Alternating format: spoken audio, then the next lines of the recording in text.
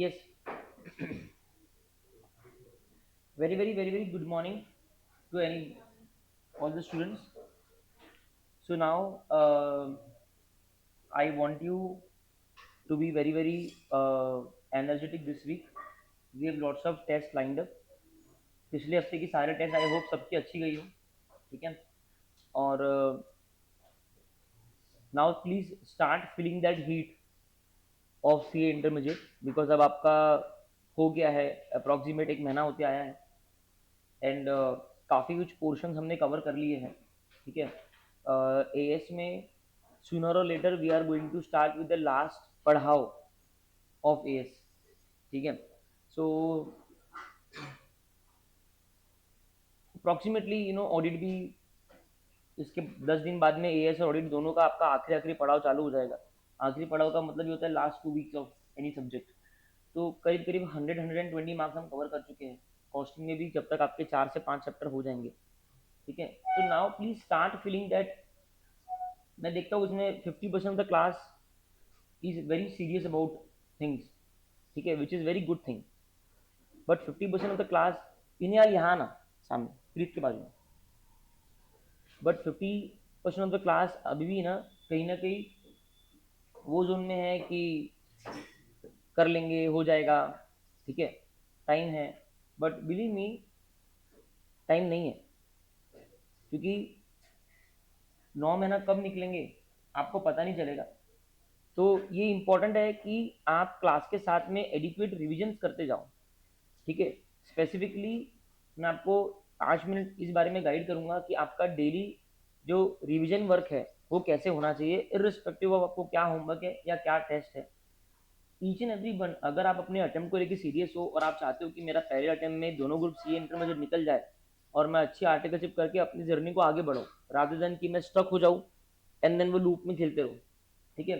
मैंने आपको उस दिन भी बताया है, आज जो आप कर रहे हो this is called future building,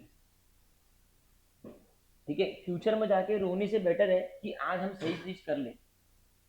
तो मैं जो बोल रहा हूँ ये सबके कानों में इक्वली पहुंचनी चाहिए. अदिति, मिहिका, सृष्टि, देवांशी, एवरीबडी, ठीक है.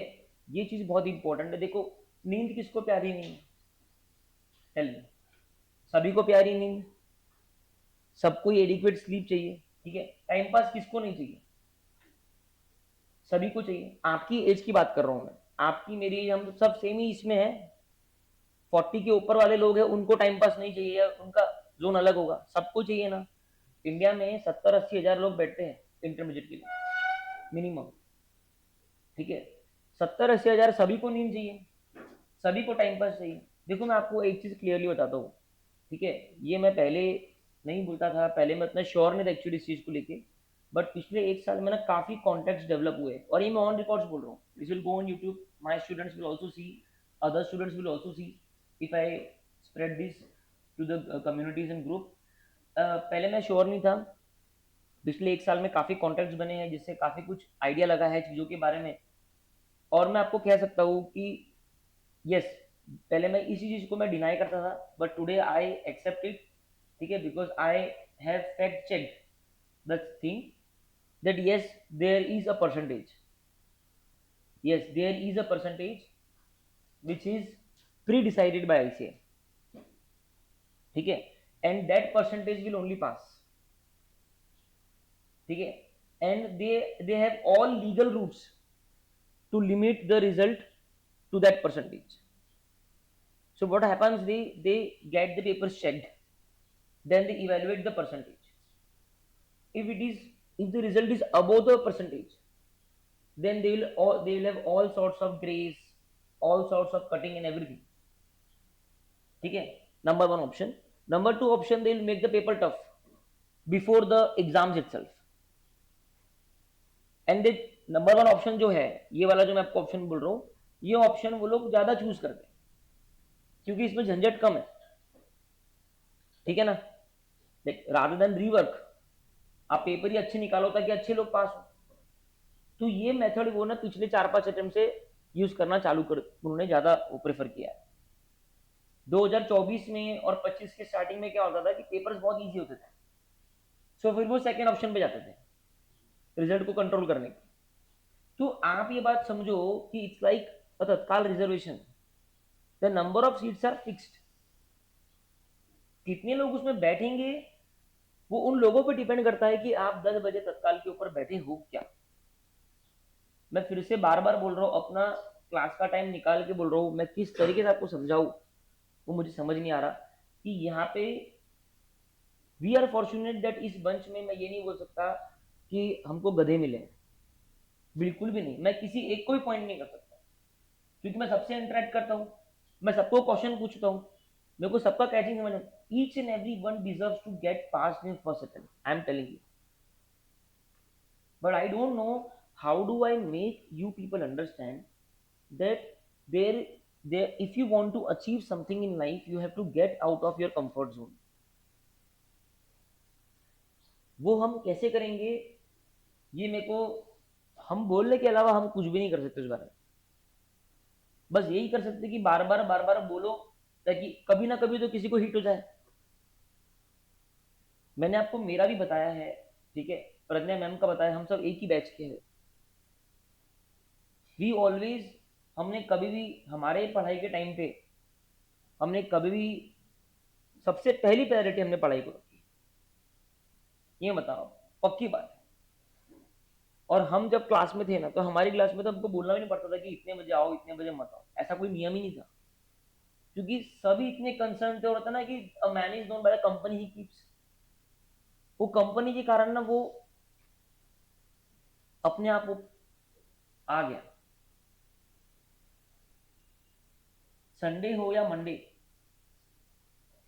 आपको पढ़ना तो पड़ेगा पड़ेगा, आपके पास में ऑप्शन नहीं है। मैं आपको फिर से बोल चुका हूँ, currently C intermediate is tougher than C final, मैं बोल चुका हूँ ये बात। और वो भी because it is very time off, there is no comfort zone, I am sorry to say, there is no comfort zone. At some point of time आपका सर दुखेगा, आपकी आंखें दुखेगी, बट फिर भी आपके लिए प्रायोरिटी पढ़ाई रहनी चाहिए। आज की डेट में आप लोग क्या करते हो, इंस्टाग्राम वगैरह के कारण ना खुद को एक मेंटल ब्लॉक में डाल देते हो कि बस मैं तो इतना ही कर सकती हूँ। नहीं, तूने कभी देखा ही नहीं तू क्या कर सकती है। कभी देखो साइंटिस्ट को कैसा पढ़ रहे लोग। तो कुछ स्टूडेंट्स यहाँ पे है जो सेल्फ कंसर्न है, शायद वो भी और अच्छा कर सकते हैं, बट कुछ स्टूडेंट्स यहाँ पे है जो बहुत अच्छा कर सकते हैं, बट वो अपने कंफर्ट जोन से बाहर निकलना नहीं चाहते। उनको बातें पहले करनी है, उनको डिस्कशंस पहले करना है, क्लास में अटेंशन का लेवल यहाँ होना चाहिए तो यहाँ रखना है। मतलब आप खुद के लिए खड्डा खुद ही खोद रहे। आपको सिर्फ, मैं बार बार आपने नोटिस किया होगा, मैं एक ही शब्द पे फोकस करता हूँ, अटेंशन, किया ना। हर बार मैंने ये 10 बार बोला ना कि आज इस क्लास में आपका अटेंशन हाई रहना चाहिए, ये मेरे को बोलने की जरूरत भी नहीं पड़नी चाहिए। आप खुद बताओ ना, जब आप किसी चीज को एकदम अटेंशन से देख रहे हो, आपके दिमाग में कोई और थॉट्स नहीं है, कोई और बाजू, मैं क्यों आपको आगे पीछे बैठाता हूँ, मेरे को मजा आता है क्या? अब ये वहां जाके कोने में बैठा, तेरे को समझता तो नहीं, फिर ढूंढते रहो, अरे तेरे को समझा क्या, अरे तेरे को समझा क्या, अरे तू यहाँ पे क्या हमसे बात करने आया है क्या? तू पढ़ाई करने आया ना? तेरे को खुद से आगे आगे बैठना चाहिए कि सर मेरे को थोड़ा सा समझने में हल्का सा लेट लगता है, मैं आपको सामने बैठ के 10 चीजें पूछ सकता हूँ इमीडिएटली, पर इंटेंट ही नहीं है। और ये अथर्व मिला हुआ, रणदीश मिला, बात करेंगे, अरे उसके लिए आया क्या यहाँ पे?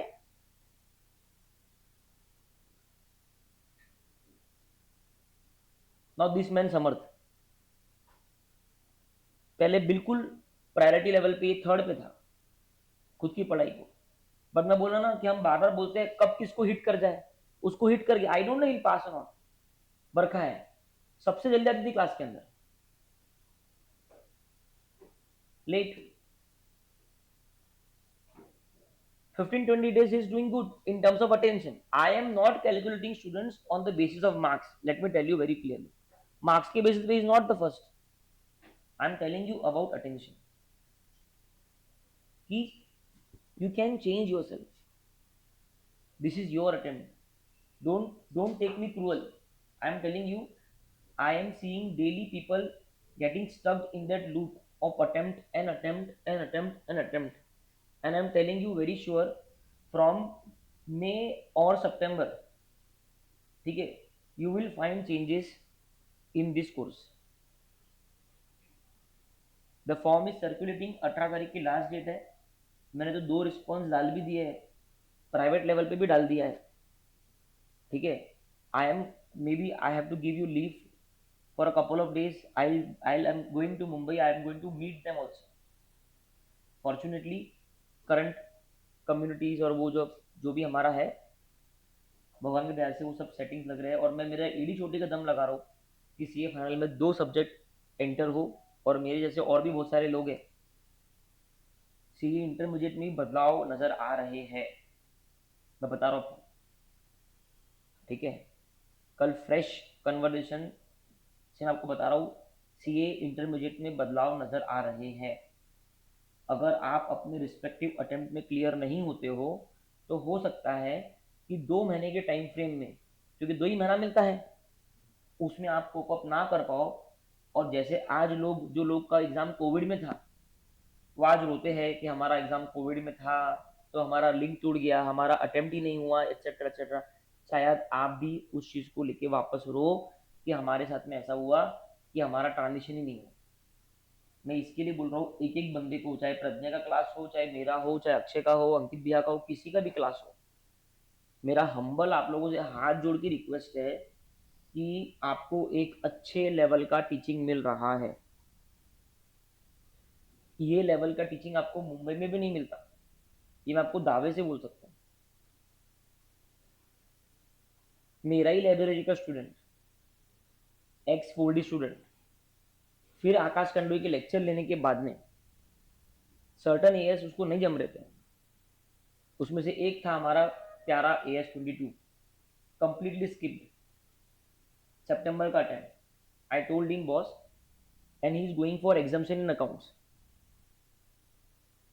10 डेज पहले ज्वाइन किया था, मेंटली बहुत डिस्ट्रेस था, जनवरी के लिए देख रहा था. मैंने बोला भाई एक एग्जामिनेशन तो ला सकते था, थोड़ा बर्डन कम हो जाएगा.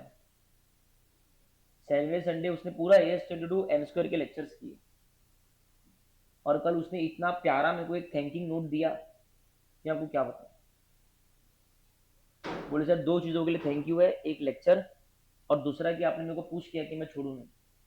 और आपको याद है मैंने आपको एक बार एक होमवर्क दिया था कि ये रिवर्सल ऑफ DTA DTL का मेरे को पूरा बना के 70 लाख वाला, और उसने पूरा बना के मेरे को बताया कि सर ये मेरा सही है. I am telling you, each and every faculty in M square they try to give you good level of teaching. आप लोगों का काम है कि आप उसको अटेंशन से लो. कहीं नहीं जाएगा ये लेट आना, ये एब्सेंटीज, होमवर्क नहीं करना, ये आप ही के लिए है और किसके लिए नहीं है. सबसे बड़ा प्रॉब्लम अगर आप, मैं प्रायोरिटाइज करूँ ना, सर आप बताओ कि प्रॉब्लम्स क्या है, देन आप मंडे का लेक्चर है, मैंने बोला हर Monday I will try to give you some ज्ञान जो हमको ऑब्जर्व होता है. सबसे बड़ा प्रॉब्लम एब्सेंटी. एक बार का तू प्रेजेंट है और तेरा ध्यान कम है ना, वो अपन कोप अप कर लेंगे. एब्सेंट होने के बाद में बैकअप से क्या कोप अप होगा वो बहुत डिफरेंट है. अब्दुल इसलिए कर पाया, जिसकी मैं बात कर रहा हूँ, वो इसलिए कर पाया क्योंकि वो ऑनलाइन का हैबिचुअल है. आप जैसे बच्चे जो प्योरली ऑफलाइन बच्चे हैं, आप लोगों के लिए टफ होता है किसी भी चीज को ऑनलाइन ग्रेस्प करना.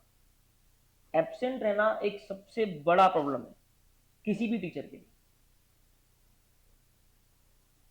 और अगर कोई सोच रहा होगा ना मैं मेरे फ्रेंड से समझ लूंगा, तो एक बार अलग बात है बेटा, बार बार वो भी थोड़ी समझाएगा ना, उसको भी तो समझना चाहिए कि वो समझा पाए. दूसरा बड़ा प्रॉब्लम है अटेंशन. एक बार का कभी आपका ना आधा एक होमवर्क भी नहीं हुआ ना तो वो टीचर एक्सेप्ट कर लेगा. लेकिन आपका अटेंशन अगर एकदम 100% है, हम आपको डिलीवर कर रहे हैं, आपने देखा मैंने 3 3 लेक्चर एक साथ में डिलीवर किया, अभी मैं 2 कर रहा हूँ, हम भी अटेंशन से डिलीवर कर रहे ना, नहीं तो हम समझा पाते थे कि आपको. आप अपना अटेंशन क्यों नहीं रख सकते.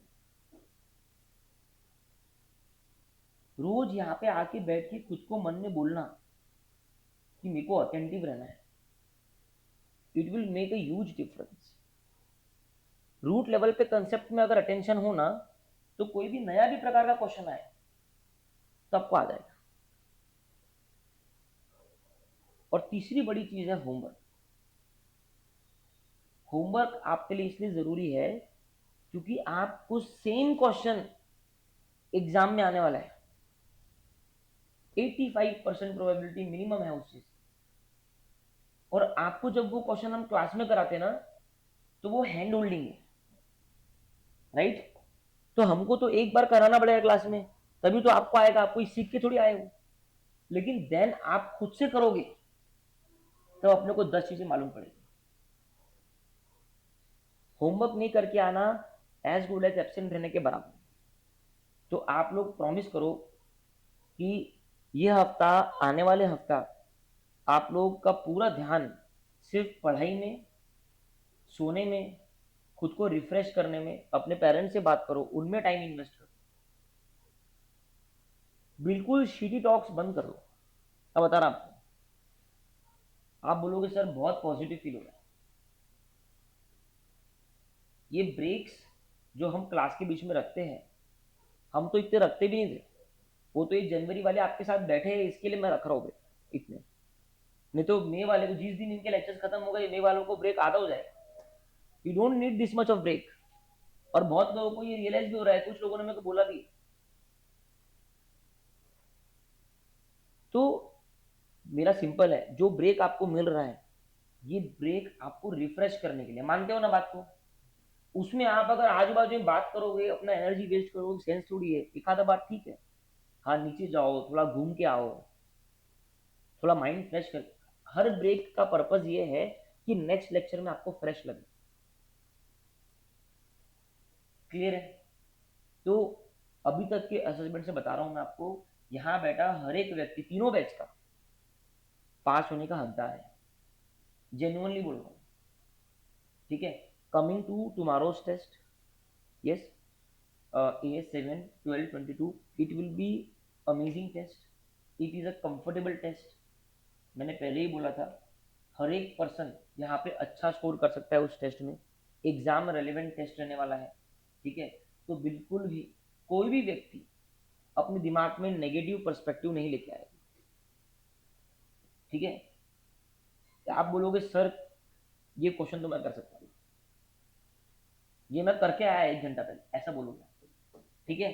तो उसके लिए रेडी रहना है। अभी अपन पहले वर्कशीट खत्म करते हैं, ठीक है? फिर कुछ प्लान्स है, उस हिसाब से क्लास को आगे लेंगे, ठीक है? सबने बैकअप देख लिया, 25 का मिही का देख लिया, दोनों बैकअप देख लिए, होमवर्क कर लिया आपने, आपके नोट्स लाइव नहीं होंगे, हाँ? आप IS-25 कुछ भी नहीं बनाया, आपने वीडियोस देखे, कंफर्म? ठीक, चलो। एक और चीज, कल का टेस्ट का टाइमिंग मैं आपको डिक्लेयर कर दूंगा। Currently I am not sure कि मैं उसको क्लास के बीच में रख पाऊंगा, कितने मार्क्स का टेस्ट बनेगा, क्या बनेगा, the test is in process, ठीक है? थोड़े चेंजेस कर रहा हूँ मैं उसमें, तो मैं वो कम्युनिकेट कर दूंगा। बट थंब रूल आपको बता देता हूँ मैं, अगर कल कोई फर्स्ट क्लास में एब्सेंट रहा तो ही और she is not eligible to give the test. तो वो हिसाब से, चाहे आप बीमार हो, चाहे आप कुछ भी हो, एब्सेंट मत रहना, नंबर 1। 80% प्रोबेबिलिटी है कि कल का टेस्ट अपना 6:45 AM स्टार्ट होगा, इसकी 80% प्रोबेबिलिटी। 6:45 मतलब 6:45, तो आपका रिपोर्टिंग टाइम 6:30 रहेगा फॉर टुमारो, ठीक है? वो मैं कंफर्म कर दूंगा, ठीक है? तो कल का 80% प्लान मेरा ऐसा है कि मैं 6:45 से लेके तो 45 मिनट या 1 घंटा जो भी अपना टेस्ट है, मैं टेस्ट कंडक्ट कर लूँ, एंड देन मैं प्रोसीड करूँ लेक्चर से, ठीक है? लेकिन this is a tentative plan. कल आपका थोड़ा ब्रेक टाइम कम होगा, maybe 15-20 minutes break time lunch का कम होगा, तो वो हिसाब से कल के दिन मेंटली प्रिपेयर रहना, ठीक है? चलो, ये वर्कशीट में जितने भी मेरे को इंपॉर्टेंट एग्जाम रेलेवेंट है मैं उतना ले लूँ। 5 क्वेश्चन आपके लिए लाया था। हम्बल रिक्वेस्ट, सभी लोग अपना वर्कशीट अपने सामने ओपन रखिए, ठीक है? और एकदम अटेंडेड जोन में रहिए। क्लियर है? सबने ओपन कर लिया, ठीक है? क्वेश्चन नंबर 1 की बात करते हैं, वेंगर्ड इंडस्ट्रीज। निहाल पढ़ेगा एक बार?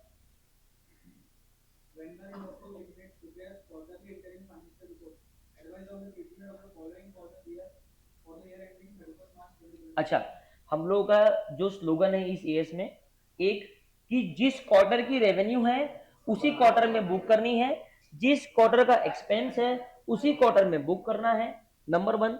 नंबर 2, कि अगर प्रॉपर्टी टैक्स या ऐसा कोई खर्चा है जो ओवर द क्वार्टर्स या ओवर द ईयर स्प्लिट होता है, तो वो खर्चा स्प्लिट होगा।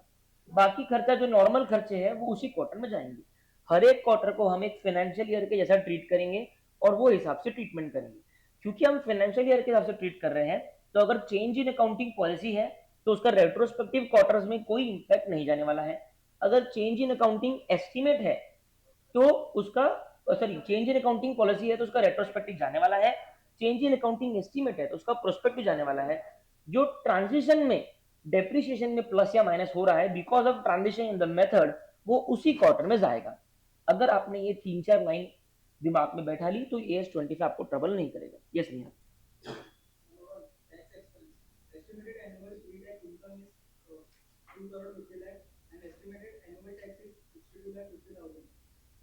ठीक है, अभी देखो, हमको पता है कि हमको एवरेज टैक्स रेट निकालना पड़ता है। ठीक है, अभी आपको बताओ, मैं ये जैसा दिया है ना, this is the highest probability of exam. जैसे मैंने आपको जो 6 केसेस दिए थे, वो तो पूछना मतलब वो उनके लिए नाइटमेयर है, क्योंकि वो निकालने के लिए बच्चों को 2-2.5 मार्क देने पड़ेंगे, आपको कम से कम 2-3 मार्क देने पड़ेंगे। तो एग्जाम में जो हमने नोटिस किया, आपने क्वेश्चन में भी देखा होगा कि वो थोड़ा स्पून फीडिंग करेंगे। अब यहाँ पे देखो, हम एवरेज टैक्स रेट कैसे निकालते थे, हमारा फॉर्मूला क्या था कि जितना अपना टैक्स लग रहा है डिवाइडेड बाय जितना अपना प्रॉफिट है। Very very good. तो यहाँ पे टैक्स कितना है निहाल? Very good. और पूरे टैक्स इनकम कितनी है? 2.5 करोड़। तो 62,50,000 divided by pre tax income. अच्छा, एक मिनट मेरी बात समझना कि हम लोग टैक्स किस पे निकालते हैं? प्री टैक्स इनकम पे निकालते हैं, क्योंकि अपने को टैक्स रेट चाहिए ना। ठीक है, अगर यहाँ पे ऐसा रहता, एक बार बोर्ड पे दे देना, मैं सिर्फ आपका दिमाग बढ़ाने की कोशिश कर रहा हूँ। अगर यहाँ रहता पोस्ट टैक्स इनकम, क्या रहता? 2.5 करोड़ रहता पोस्ट टैक्स इनकम। ठीक है, मतलब टैक्स काटने के बाद है वो इनकम, तो आपको पहले उसमें टैक्स ऐड करना पड़ता, फिर वो प्री टैक्स इनकम आती है। ठीक है, और फिर वो आपका डिनोमिनेटर बनता। क्यों? क्योंकि तू टैक्स निकालने का रेट निकाल रही है, तो देखो सब कुछ टैक्स के पहले का चाहिए, ये तो पूरा रायता फैल जाएगा। तो यहाँ तो आपको उन्होंने प्री टैक्स इनकम नहीं दी, एग्जाम में भी वो प्री टैक्स इनकम ही देते हैं, लेकिन बता के रख रहा हूँ। तो 62,500 डिवाइडेड बाय 2.5 लाख करेंगे, 2.5 करोड़ करेंगे, तो ये आपका एक रेट आ जाएगा। कितना आया? ठीक है, अब ये रेट आप क्वार्टर 1 की इनकम को लगाओगे, ठीक है, और क्वार्टर 2 की इनकम को लगाओगे, तो आपका क्या आ जाएगा? क्वार्टर 1 और क्वार्टर 2 का टैक्स एक्सपेंस। समझ में आया? जब जब ये लोग कैलकुलेट करके देते हैं ना टैक्स का अमाउंट वगैरह, तो आपको सिंप्लीफाई तरीके से करना है। पहले निकाल लो परसेंटेज, और वो हर क्वार्टर के प्रॉफिट को अप्लाई करें। कोई क्यूमुलेटिव नहीं, कोई कुछ नहीं, कोई कुछ नहीं। क्यूमुलेटिव में अपन क्या करते थे, दोनों क्वार्टर का ऐड करते थे एक्चुअल वाला, फिर उसमें क्वार्टर नंबर 2 का रेट अप्लाई करते थे, फिर क्वार्टर 1 का लेस करते थे। लेकिन इस पे दोनों क्वार्टर के लिए सेम ही रेट है, एक ही रेट है ना आपके पास में, तो बस दोनों क्वार्टर लगा दो। तो इसके लिए बोल रहा हूँ ये Barkha, this is the type of question you will be asked in exam. I am promising you in terms of tax rate. इससे हल्का सा और डिटेलिंग पूछ लेंगे, लेकिन जो मैंने केस वाले कराया ना वो तो हाईएस्ट लेवल है बॉस। ठीक है, तो ये तो सिंपल है एकदम। ठीक है, क्वेश्चन सेकंड नंबर का फटाफट पढ़ सृष्टि।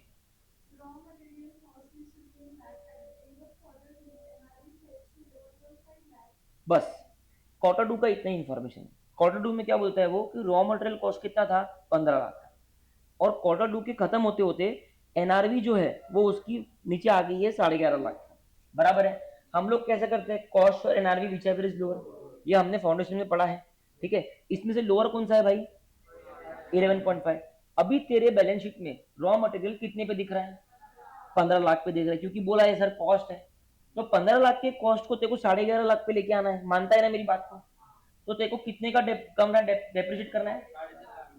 3.5 लाख। ठीक है, तो तेरा क्वार्टर नंबर 2 में क्या होगा पता है? 3.5 लाख का तूने खर्चा पाक कर दिया, काय में? क्वार्टर नंबर 2 में। बराबर है? ओके। अब देखो क्वार्टर नंबर 4 में जाओ पढ़ना।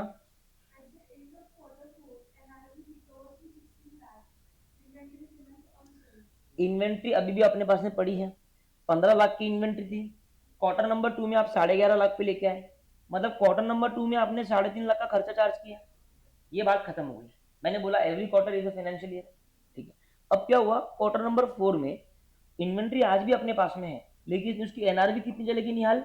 16 लाख। ठीक है, तो तेरे को बढ़ाना पड़ेगा। ठीक है, लेकिन तू 15 के ऊपर जा सकता है क्या? तेरा मैक्सिमम लिमिट 15 है। सर क्यों? क्योंकि उसकी कॉस्ट ही 15 है। तू 15 के ऊपर ले जाएगा तो तू 1 लाख का नोशनल गेन बुक कर रहा है, प्रूडेंस नेगेटिव तेरे पीछे लग जाएगा।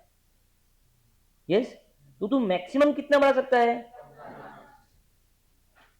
ठीक है, वैसे इसकी और डिटेल अंडरस्टैंडिंग आप लोगों को AS2 में आएगी जो हम पढ़ने वाले हैं। तो 15 लाख को 11.5 लाख लाया, 3.5 लाख का खर्चा बुक किया, है ना। फिर हमको क्वार्टर 4 में मालूम पड़ा कि नहीं नहीं नहीं, अनहोनी जो थी वो खत्म हो गई और हमारा जो रॉ मटेरियल है उसका भाव बढ़ गया। कितना बढ़ा? 16 लाख। नहीं, हम उसको उतने तक ला सकते हैं जितना हमने एक्चुअली जेब से खर्चा किया था, वो था 15 लाख। तो ये मैं यहाँ पे क्या करूंगा, 11.5 लाख और 15 लाख, मतलब मैं 3.5 लाख का जो मैंने लॉस डाला था वो मेरा रिवर्स हो जाएगा। समझ में आई बात? सबको एकदम क्लियर है? क्रिस्टल क्लियर है? पक्की बात? ठीक है, 1 हो गया, 2 हो गया। समझ तीसरा बात।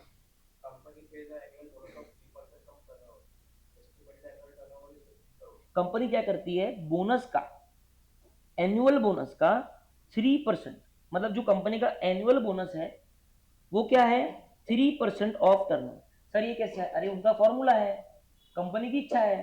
कंपनी ने क्या बोला अपने एम्प्लॉयज को कि बच्चों मैं आपको बोनस दूंगा, पूरे साल में जितना टर्नओवर हुआ उसको 3% से मल्टीप्लाई करो, उतना मैं एनुअल बोनस दूंगा।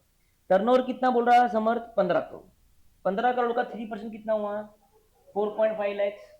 ठीक है, ओके, 45 लाख। ठीक है, क्वार्टर 1 का बोलो, क्वार्टर 1 का टर्नओवर कितना हुआ एक्चुअल? 3.4। तो क्या मैं कहूँ कि सर ये एक तरीके से टैक्स रेट के हिसाब का फंक्शन है, या आपके पास में एक परसेंटेज है, आपको बस उसको अप्लाई करना है। तो तू क्या कर, 3.5 करोड़ पे 3% अप्लाई कर दे, उतना बोनस का खर्चा तू क्वार्टर 1 में डालेगी। बराबर है? आपको इसमें थर्ड नंबर में कोई और तरीका दिख रहा है? बताओ, कोई और तरीका है ही नहीं। तू क्या बोलेगी, अब मैं सर उसको इक्वली, अरे इक्वली क्यों डिवाइड करना है जब तेरे को टर्नओवर दिया है क्वार्टर 1 का, और तेरा बोनस काय पे डिपेंडेंट है, टर्नओवर पे डिपेंडेंट है ना। अब अगर क्वार्टर 2 में मान लो 3.5 करोड़ की जगह पे 7 करोड़ का टर्नओवर होता है, तो क्वार्टर 2 में ज्यादा बोनस जाना चाहिए, क्योंकि आपके बोनस का खर्चा डिपेंडेंट काय पे है। समझा? तो इसमें कोई होशियारी मत करना कि सर मैं उसको डिवाइड कर लेगी। अरे तेरे को तो ये भी नहीं पता कि उसका टर्नओवर एक्चुअली कितना होने वाला है, दैट इज एन एस्टिमेशन। तो बेस्ट है कि तेरे पास में क्वार्टर 1 का टर्नओवर है, उस पर बोनस का परसेंटेज अप्लाई करता है। ये सब नए एडजस्टमेंट है, ठीक है। मैं आपको ऑलरेडी क्वेश्चन में करा चुका हूँ, उसमें था क्या सब कुछ, ठीक है। ये सब आपको AS25 का ओवरऑल पर्सपेक्टिव देने के लिए है। इसके लिए ये जो प्रिंट आउट्स मैं आपको दे रहा हूँ, ये संभाल के स्टेपलर कर लेना, ठीक है। आगे अथर्व। हाँ, हम्म हम्म एक मशीनरी का ब्रेकडाउन हुआ जिससे 12 लाख का लॉस हुआ। सर ये अनइंश्योर्ड क्या है? अनइंश्योर्ड मतलब कंपनी के पास में उसका कोई इंश्योरेंस नहीं था, मतलब कंपनी के पूरे 12 लाख जेब से लगने वाले हैं, इंश्योरेंस कंपनी से कुछ रिकवर नहीं होने वाला है। ठीक है, आगे।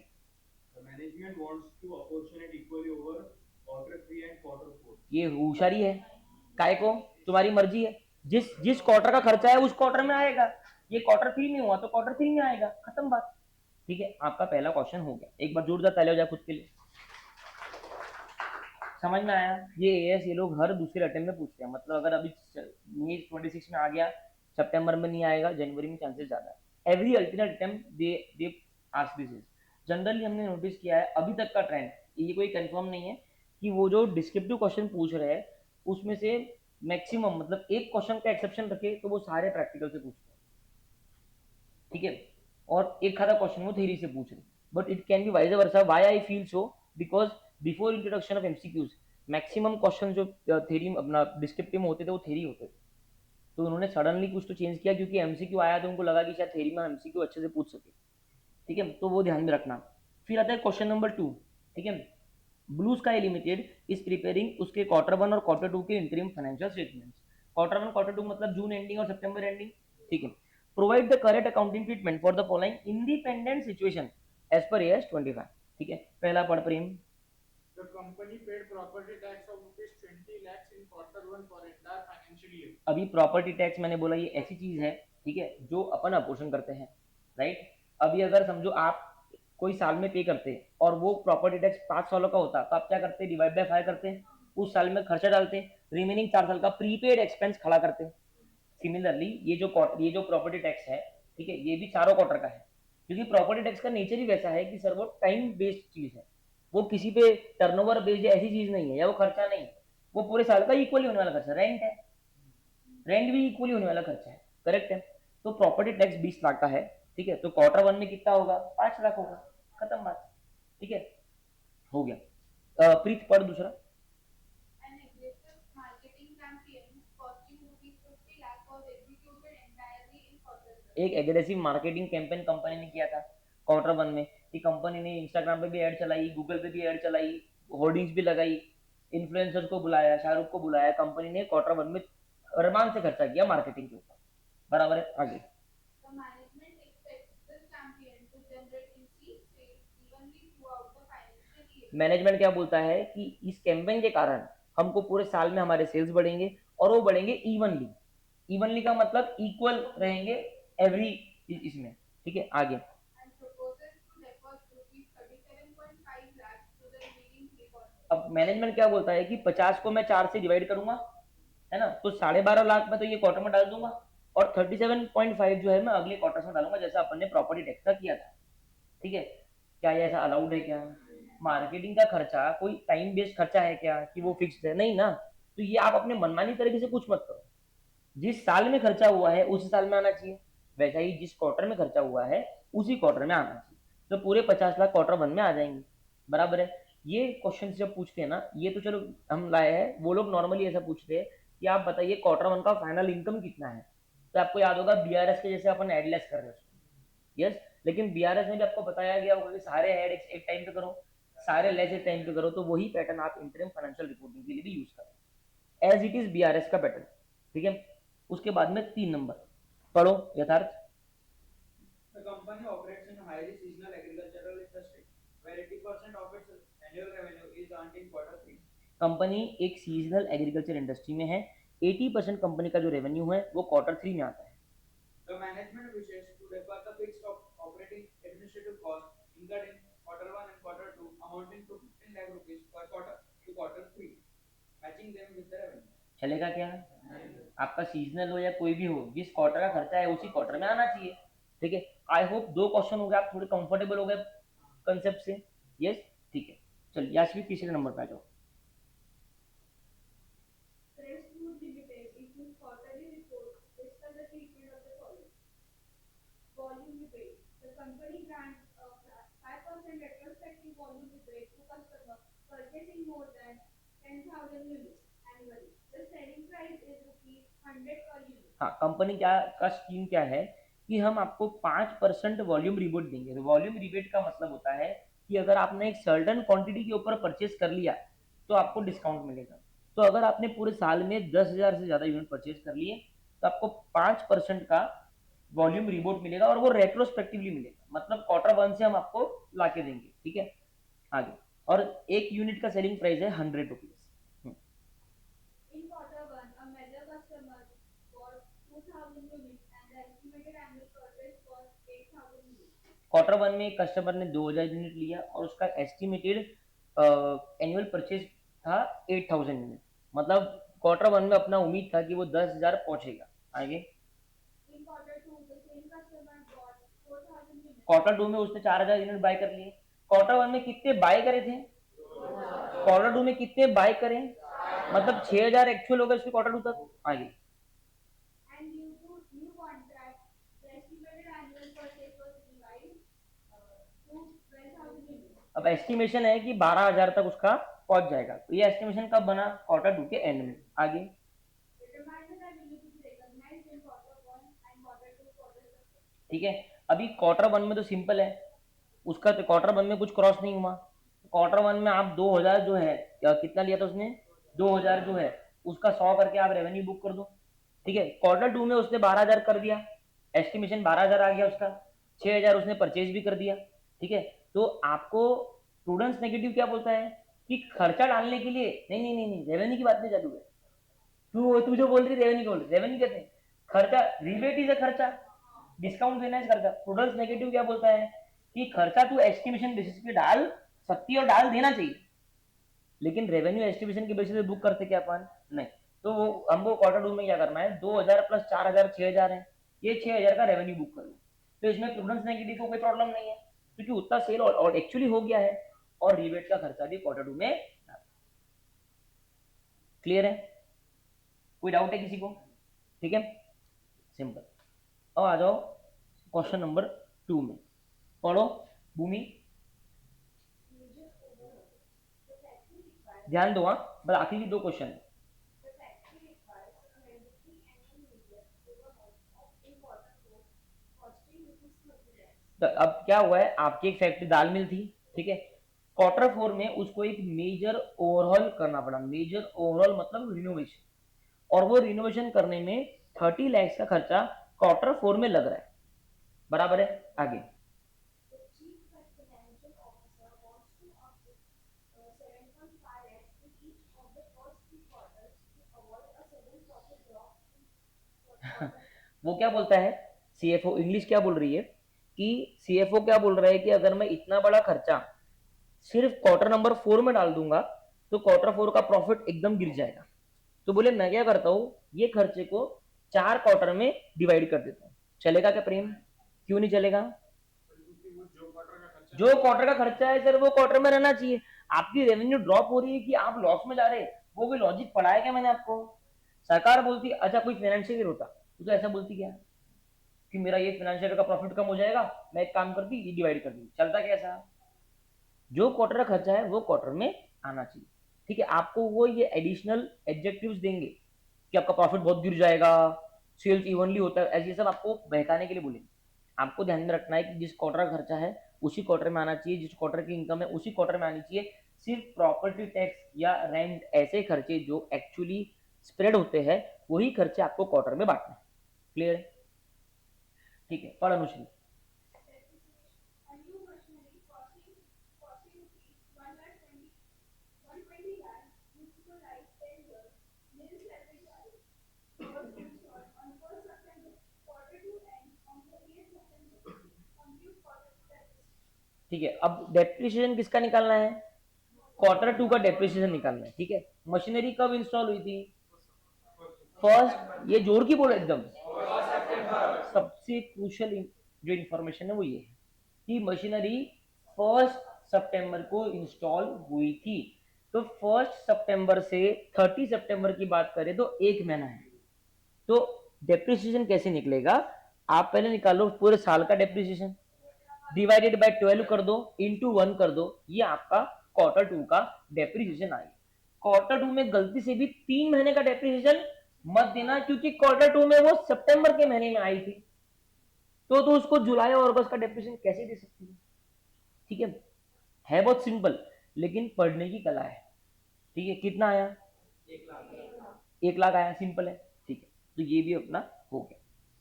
किसी को यहां तक कोई डाउट? Everybody clear? मोटा मोटा एकदम कंसेप्ट क्लियर है। ये वो ब्रशअप करने के लिए मैं लेके आया हूँ। आप टेस्ट के पहले सिर्फ इतना भी अगर कर लो, सामने क्वेश्चन है पीछे आंसर है आपके प्रिंट आउट्स में, तो आपका एक मोटा मोटा रिविजन हो जाता इस एएस का, ठीक है। आपके पास में एएस पढ़ने के लिए, एएस देखो 28 25 से 26 एएस है। आपको इनकी आपके पास में ना इसके पढ़ने की स्ट्रेटजी होनी चाहिए। आपके पास में ना एक रजिस्टर पे टाइम एलोकेशन लिखा होना चाहिए कि एएस 20 है मतलब 20 मिनट्स, उसके ऊपर मैं नहीं दूंगा। तो खुद को वो लेवल तक लेके आ जाओ, बराबर है। वो लेवल तक कैसे आएंगे? आपके क्वेश्चंस की सॉर्टिंग, एडजस्टमेंट्स की सॉर्टिंग, आपकी नोट्स, ठीक है। फिर कितना फटाफट आप पूरे एएस को रिवाइज कर सकते हैं, ठीक है। आगे आस्था, question number 4। Apex Limited provides the following data for its interim financial reporting. How should this be accounted for? Tax revision. During quarter one, the pre-tax profit was 80 lakhs and the estimated annual effective tax rate was 30%. Quarter 1 में pre tax profit दिया है 80 लाख और estimated annual effective tax rate was 30%। तो ये मैं बोल दूं जो अपन कैलकुलेट करते थे वो निकाल के दिया है इन्होंने। आगे In quarter two, the pre-tax profit was 100 lakhs. अच्छा, क्वार्टर 1 में इट वाज 80 और क्वार्टर 2 में 100। आगे However, due to mid-year budget amendment passed by government in quarter two, the estimated annual effective tax rate for the entire year was revised downward to 25%. अभी quarter 2 में क्या हुआ, government ने कोई change किया लेजिस्लेशन में और उसके कारण क्या हुआ कि टैक्स रेट 25% हुआ। सर ऐसा कैसा? अरे गवर्नमेंट ने स्लैब रेट बढ़ा दिए होंगे, कुछ कर दिया होगा, उससे क्या हुआ इफेक्टिव टैक्स रेट का जो कैलकुलेशन है वो डाउनवर्ड चला गया और 25% हो गया। मेरे को तुम बताओ सभी लोग, क्या क्वार्टर 1 में तुमको पता था कि तो क्वार्टर वन का कोई इससे मतलब है क्या? तो सिंपल से क्वार्टर वन में तो 80 इंटू 30% आ जाएगा। ये खर्चा तुम क्वार्टर वन में डाल चुके हो, अब तुम क्वार्टर टू में आए हो। अब क्वार्टर टू में तुम्हारे पास 100 लाख का रेवेन्यू है और तुम्हारे दिमाग में टैक्स रेट 30% था, लेकिन क्वार्टर नंबर 2 में सरकार ने चेंज किए और अब वो 25% बराबर है। लेकिन ये कब हुआ? क्वार्टर नंबर 2 में। कैलकुलेट द टैक्स तो क्या करेंगे? सिंपल है, quarter number 2 100 lakh into 25%, prospective effect रहेगा उसका। क्लियर है? कोई डाउट है? ठीक है, अब आ जाओ नीचे। करंट इन्वेस्ट पढ़ इसी का। Current investment. The company holds short-term equity investments, current assets purchased at ₹15 lakh. On 30th June, end of quarter one, the market value dropped to ₹12 lakh. On 30th September, end of quarter two, the market value rallied to ₹16 lakh. So the financial impact in quarter one and quarter two. जैसा अपन ने inventory का किया था same है एकदम। पहले drop होगी, पहले खर्चा बुक करेंगे, अगले क्वार्टर में उसकी इनकम बुक होगी। ठीक है, डन। क्वेश्चन नंबर 5 मैं चाहता हूं आप खुद से करो। 2 मिनट दे रहा हूं, पहले क्वेश्चन पढ़ो, दिमाग में आंसर बनाओ, फिर पीछे आके आंसर देखो।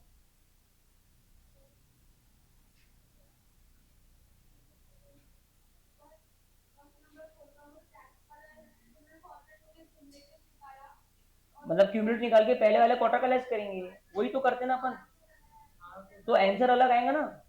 अरे मैंने आपको सिर्फ एक गाइडलाइन दी, देखो आप क्वार्टर नंबर 2 में कैसा निकालोगे मैं बताता। देखो क्वार्टर नंबर 2 में 100 प्लस 80 ये प्रॉफिट हो गया, इस पे 25% कैलकुलेट करो, कितना आया? ये अपन ने क्वेश्चन में किया ना ऐसे क्वेश्चन। फिर इसमें अब लेस करो, तुमने क्वार्टर वन में कितना डाल दिया? 24 डाल दिया, कितना बचा? हाँ, ये तुम्हारा क्वार्टर टू का। आप टैक्स रेट कभी भी कैलकुलेट करते हो तो आपको मैंने जब अपन ने जब खुद भी टैक्स रेट निकाला है तो अपना लॉजिक क्या था कि क्वार्टर वन का तो आप सिंपली मल्टीप्लाई करके निकाल लो, क्वार्टर टू के लिए आप quarter one plus quarter two का एक्चुअल प्रॉफिट जो हुआ है उस पर क्वार्टर टू का रिवाइज रेट मल्टीप्लाई करो। पहले क्वार्टर में 30% था, दूसरे में 25% हो गया, तो आपको क्यूमुलेटिव निकालना पड़ेगा टैक्स, और फिर उससे क्वार्टर वन में जो बुक हो चुका है वो माइनस करना पड़ेगा, तो जो बैलेंसिंग रहेगा वो क्वार्टर नंबर 2 का है। तो उसके लिए मैं जो टेबल बनाता हूँ, किसी को नहीं समझ में आता है तो क्वार्टर वन बनाने का, क्वार्टर टू बनाने का और क्यूमुलेटिव बनाने का। ठीक है, क्वार्टर वन का प्रॉफिट कितना है पी लिखता हूं, कितना है? 80 लाख था, यहाँ पे 100 लाख था, यहाँ पे टैक्स रेट कितना था? 30% था, तो ये कितना हो गया? 24 लाख। ठीक है, अब यहाँ पे एक चीज देखने का, टैक्स रेट चेंज हुआ या नहीं हुआ? अगर नहीं हुआ तो झंझट ही नहीं है, डायरेक्टली क्वार्टर टू पे अप्लाई कर देना। अगर तू उसको क्यूमुलेटिव खर्ची भी करेगी तो आंसर सेम आएगा। कब? जब टैक्स रेट सेम है। सबसे पहला क्वेश्चन जो इस वर्कशीट का किया था उसमें टैक्स रेट सेम था दोनों क्वार्टर के, इसलिए अपन ने क्या किया, क्वार्टर वन पे अप्लाई कर दिया, क्वार्टर टू पे अप्लाई कर दिया। ठीक है, लेकिन यहाँ पे टैक्स रेट चेंज हो गया, तो अभी क्यूमुलेटिव कितना है? 180 है, करेक्ट है। 180 पे रिवाइज टैक्स रेट कितना? 25%, कितना आया? 45 लाख। तो क्वार्टर टू में, अभी क्वार्टर टू तक क्यूमुलेटिव कितना टैक्स बुक हो जाना चाहिए था? 45 लाख। कितना बुक हुआ क्वार्टर वन में? 24, मतलब 21 लाख में क्वार्टर टू में बुक। ये क्यों आता है प्रॉब्लम? जब टैक्स रेट चेंज हुआ। ठीक है, अब मैं तेरे को वो भी करके दिखाता। मान ले टैक्स रेट सेम 30% ही है, दोनों के, दोनों क्वार्टर के लिए सेम है। अब मान ले मैं क्यूमुलेटिव तरीके से भी करके दिखाता हूँ। ठीक है, प्रॉफिट सेम रखता हूँ 80 100। ठीक है, अब मेरे को बताओ कि 180 का 30% कितना हुआ? 54 हुआ। ठीक है, 54 और 24 का डिफरेंस कितना है? 30 है। और 100 का 30% कितना होता है? समझ में आया? इसके लिए आप जब अगर टैक्स रेट क्वार्टर्स में सेम है तो डायरेक्टली क्वार्टर की प्रॉफिट को मल्टीप्लाई करो, तुम्हारा टैक्स का खर्चा आ जाएगा। लेकिन अगर क्वार्टर वन से क्वार्टर टू में टैक्स रेट में चेंज हो गया तो फिर तुम्हें क्यूमुलेटिव निकालना पड़ेगा, और फिर क्वार्टर वन में जो ऑलरेडी बुक कर चुके हो वो लेस करना, फिर जो बैलेंसिंग आएगा वो क्वार्टर नंबर 2 का आएगा। क्लियर है? ठीक, क्वेश्चन नंबर 5 पढ़ लिया क्या? 5 पढ़ो, उसका आंसर पढ़ो, खत्म करो उसको। भाई थोड़ा पंखा ये लगाएंगे पंखा यार। सर ज़्यादा बात करते हैं ना लोग, पंखा ही बंद। बैठो घर में। क्वेश्चन नंबर 5 कर लो फटाफट।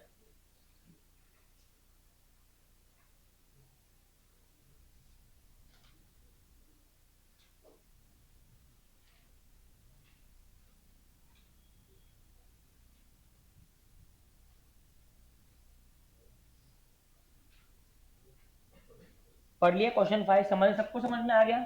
आई होप आप लोग सुपर सुपर कंफर्टेबल हो AS25 में। ठीक है, AS24 भी डिसकंटिन्यू, वो तो छोटा सा था बेचारा। ठीक है, उसको भी अच्छे से हो गया अपना। अभी अपने 2 AS बचे हैं, AS number 18, AS number 20 for the upcoming test. 18 भी बहुत छोटा है, लेकिन पहले अपन 20 करने वाले हैं। ठीक है, क्योंकि 2 छोटे हो गए, अपन करेंगे 20। 20 मेरे को बहुत फेवरेट है, one of my favourite AS। Tough लगता है लोगों को, लेकिन बहुत बहुत इजी है, और मैं बहुत ही इजी तरीके से आपको समझाऊंगा। ऑब्वियसली इसमें कुछ चीज रहेगी जो थोड़ी ट्रिकी है, और मैं आपको पहले ही बता दूंगा कि ये खराब एप्पल है, आपका चॉइस है कि आप इसको रखोगे या निकालोगे। ठीक है, लेकिन बाकी इतना इजी है जो आपको यहाँ से लेके फाइनल से लेके आपके जॉब तक काम आने वाला है। EPS, आप अगर शेयर मार्केट में इन्वेस्ट करते हो, आगे फ्यूचर में कभी इन्वेस्ट करने वाले हो, तो ये अर्निंग्स पर शेयर आपके लिए बहुत इंपॉर्टेंट टर्मिनोलॉजी है to make your decision whether should I invest or not. Today you are going to learn about that, but before that मैं ऐसा आज सोच के आया था कि क्योंकि कल टेस्ट है, ठीक है, और अगर किसी भी स्टूडेंट को ऐसी इच्छा है कि कोई पर्टिकुलर क्वेश्चन या कोई पर्टिकुलर कैटेगरी क्वेश्चन में मैं एक क्वेश्चन आपको यहाँ पे वापस से रिवाइज कराऊँ, तो मैं उसके लिए रेडी हूँ। मेरे क्लास का टाइम जाएगा, मेरे को प्रॉब्लम नहीं है, मेरे को विश्वास है कि एक आधा संडे आप मेरे को दोगे जिसमें अपन कवर अप कर लेंगे 2 घंटे का बैच। लेकिन कल टेस्ट है, किसी को ऐसा लगता है सर लॉस मेकिंग का एक क्वेश्चन करा दो, कि सर वो 4 साल वाला एक आधा क्वेश्चन करवा दो, ठीक है, या AS20 का कोई 22 का जो कोई एक आधा कैटेगरी है वो करा दो, तो आप बता सकते। और मैंने आपको ऑलरेडी वादा कर रखा है कि मैं आपको क्वेश्चन जो पूछूंगा वो ऐसे पूछूंगा जो एग्जाम में आ सकते हैं। ठीक है, तो हो सकता है कि आपको रेलेवेंट कैटेगरी से क्वेश्चन आए, पर ऑब्वियसली वो क्वेश्चन सेम टू सेम नहीं होगा, वहां पे दिमाग लगाना पड़ेगा। पर हाँ, वो लेंथ में ह्यूमंगस नहीं होगा। मैं अभी बता आपको कि 4 साल वाला कुछ आने वाला नहीं, मैक्सिमम मैक्सिमम 2 साल तक आएगा। ठीक है, क्योंकि वो एग्जामिनेबल है। यस, बट 2 साल का आपको करते आने के लिए आपको 4 साल का आना चाहिए। तो मैं आज रेडी हूँ उस पर टाइम देने के लिए, क्योंकि मैं इन एरियाज को बहुत वैल्यू करता हूँ, स्पेसिफिकली कंस्ट्रक्शन कॉन्ट्रैक्ट और income tax. Compulsory question exam में आएगा, दोनों में से एक का तो पक्का आने वाला है, जनवरी में, मई में, दोनों में। आप बताओ किसी को करना है तो मैं करवाता हूँ। बोलना 22 का, ठीक है, कौन सा वाला कैटेगरी बता, क्वेश्चन नंबर बता देगा तो बहुत बढ़िया हो जाएगा। और कोई, डरो मत, आपके लिए है ये मत बोलो कि यार बाकी लोगों का हो गया, नहीं वैसा नहीं होता। एक 4 इयर्स वाला फरमाइश है, वो करवा देते हैं। एक क्वेश्चन 4 इयर्स वाला हो गया, सब कुछ हो जाता है उसके अंदर। और कुछ अदिति लॉस मेकिंग वगैरह भाई बताओ, लॉस मेकिंग का बताना है तो वो बताओ, किसी को नहीं आया हुआ। हाँ ठीक है, ये तो करवा देता हूँ। निहाल, एक आता कोई क्वेश्चन, सब हो गया? कोई नहीं करा, अपनी पढ़ाई होगी आपकी टेस्ट की? ठीक है, कर लेंगे। कोई उसमें कैटेगरी होगी, कोई आपको ट्रिकी लग गया, डिफिकल्ट जाते बताओ एक आधा क्वेश्चन, अगर कोई समर्थ कोई क्वेश्चन बताना है, डिस्कस करना है। सृष्टि, अभी तक मेरे पास 2 क्वेश्चन आए हैं, एक 4 साल वाला कराता हूँ, एक 2 ये बताने वाला है, बताओ तो मैं चालू करता हूँ। नहीं का कोई एक आधा क्वेश्चन कोई आपको लगता हो सही बता दो। अरे शर्मा मत, बताओ आप, आपके कारण पूरे क्लास का मालूम पड़ेगा, किसी का वो थोड़ी है। चल वो 4 साल वाले का बता, पेज नंबर क्या है यशवी?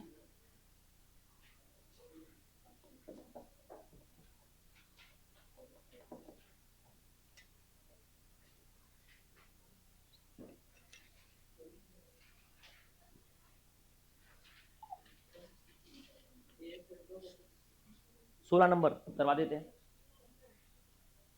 क्या बोल रहे हैं राशिद, बता ना पेज नंबर है कि नहीं आपकी बुक में? हाँ, 96 पेज नंबर। चलो जिसको आता भी है वो भी देख लो, ऐसा कुछ नहीं है, रिवीजन हो जाएगा। कहाँ पे 96 ना? ये 29 वाला, ठीक है, ओके, चालू करूं? ठीक है, एक बार ध्यान दे दो यहाँ पे तो ये हो जाता। Construction limited is engage in the business, अभी अपन एएस नंबर 7 में है, ठीक है। कंस्ट्रक्शन लिमिटेड एंगेज है in the business of constructing flyovers and railways over bridges, ठीक है। It obtained a contract from railway authorities to construct a railway bridge for 400 crore. तो estimated revenue कितना है? 400 करोड़। ये आपके इसमें रहना चाहिए। एक आधा रफ बुक ओपन करोगे तो और बढ़िया रहेगा, जिसको भी करना है रफ बुक में करोगे तो सही रहेगा। किसको कैलकुलेटर पे करना है कैलकुलेटर पे कर लो। एस्टिमेटेड रेवेन्यू 400 करोड़ हो गया, ठीक है। The construction of railway bridge is expected to be completed in 4 साल, ठीक है।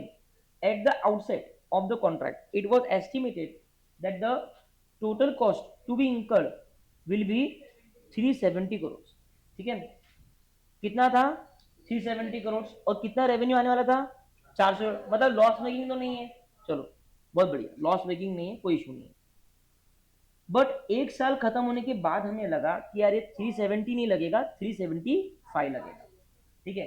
तो अपन तो वैसे भी जो अकाउंटिंग करते हैं वो ईयर एंड पे करते हैं, तो ईयर एंड पे अपन एस्टिमेशन देखेंगे। कॉन्ट्रैक्ट की शुरुआत का एस्टिमेशन हमारे लिए मैटर नहीं करता। तो ईयर 1 के एंड पे इट वाज 375 वर्सेस 400 करोड़ का revenue. During year 3 the construction limited has requested for variation, और फिर ये सब दिया हुआ है। तो अपन पहले ईयर 1 का तो डेटा अपने पास में ऑलमोस्ट है, तो ईयर 1 अपन कर सकते हैं। अपने रफ बुक में ऊपर लिख लो 400 करोड़ का रेवेन्यू, टोटल रेवेन्यू, तो अपने को एक समझ में आ गया।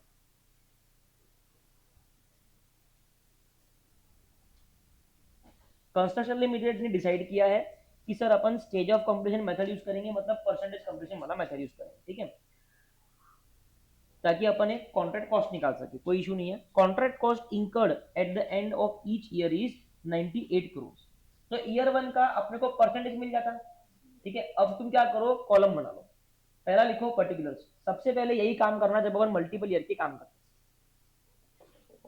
जिसको लगता है कि सर हमको आता ये करता है, तो अगर आपका कोई एक एएस रिवाइज करने का बचा होगा या कुछ होगा तो दो भी 10-15 मिनट में यहाँ पे इन्वेस्ट करूंगा, आप उसमें कर दो। आपको लगता है कि नहीं सर हम भी आंसर समझते हैं तो वो समझ लो, आपकी इच्छा हो।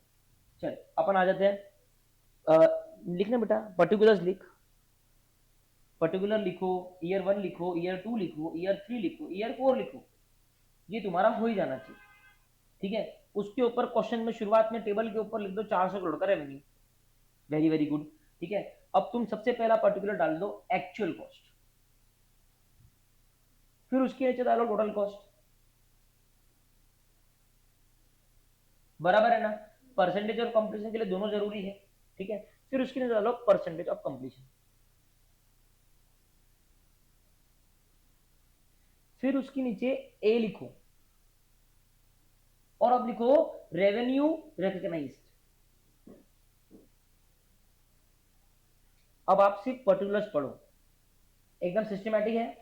पहले एक्चुअल कॉस्ट मतलब न्यूमिनेटर, फिर डिनोमिनेटर, फिर परसेंटेज आएगा, उसको अपन रेवेन्यू से मल्टीप्लाई करेंगे, तो जो रेवेन्यू रिकॉग्नाइज करनी है वो आ जाएगी तेरे 2 मार्क कम जाएंगे, 1 मार्क परसेंटेज का, 1 मार्क रेवेन्यू। तेरा आगे का आंसर गलत भी हुआ तो तेरे को 5 में या 6 में से 2 मार्क तो मिल ही जाएंगे, ठीक है। चलो, तो कभी भी ये आया तो घबराना नहीं, कम से कम इतना सॉल्व करके छोड़ देना, ठीक है। लेकिन ये फॉर्मेट ध्यान रखना, बस इतना रिक्वेस्ट है। चलो पहले में लिखो एक्चुअल कॉस्ट में 98 लिखो, 98.8 लिख दिया। अच्छा, ईयर 1 के एंड पे एस्टिमेटेड टोटल कॉस्ट कितना था? 370 नहीं था, 375। बस ये गलती मत करना, इतनी रिक्वेस्ट। तो डिवाइड बाय 375 कर दो उसको, है ना। कितना परसेंटेज आया लिख दो। अभी 400 की रेवेन्यू का एस्टिमेशन था, 400 को परसेंटेज से मल्टीप्लाई करेंगे तो इतनी रेवेन्यू देखो पहले साल में बुक करनी, लिख दे।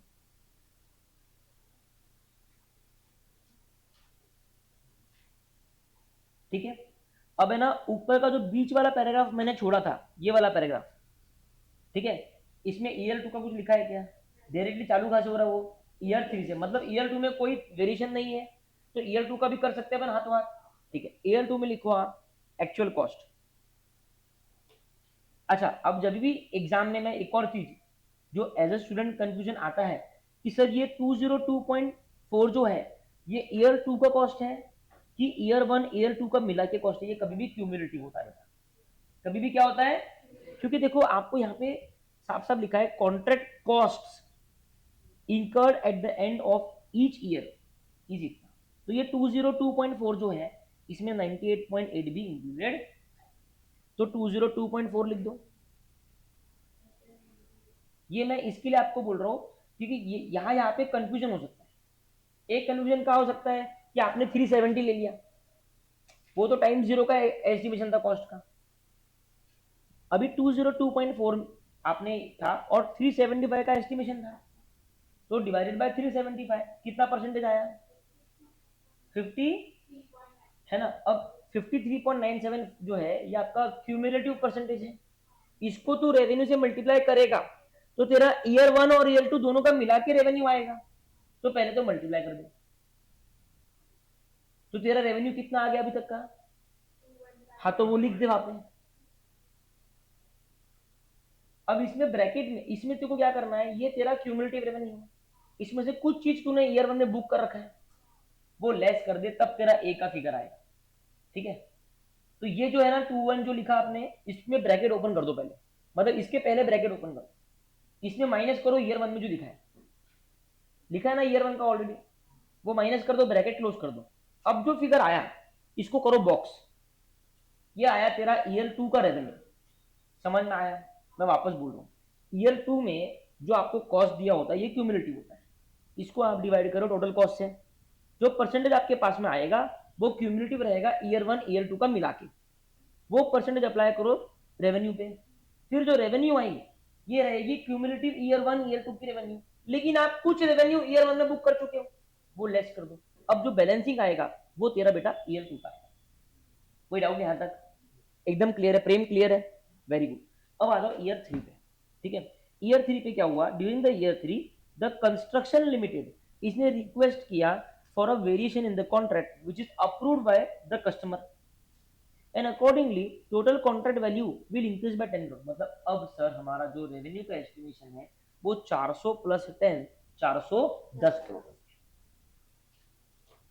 समझ में आई क्या, प्लीज ये लाइन फिर से आप लोग मन में पढ़ लो और आप देखो आपका इंटरप्रिटेशन यही निकल रहा है, जिसको कुछ और करना है वो कर सकते हैं, अपना टाइम वेस्ट मत करो, अगर आपको आता है तो आप अपना रिवीजन करो, या एटलीस्ट जो एएस अपने 25 कंक्लूड किया है वो खत्म करो, उसको भी रिवाइज कर लो। हो गया, आपको समझ में आ रहा उसका मतलब एज इट इज निकल रहा, ठीक है। अभी देखो बरखा कॉस्ट भी 7 करोड़ से बड़ा है, मतलब तेरा 375 अब हो जाएगा 382, तो अब तेरे समीकरण बदल गए।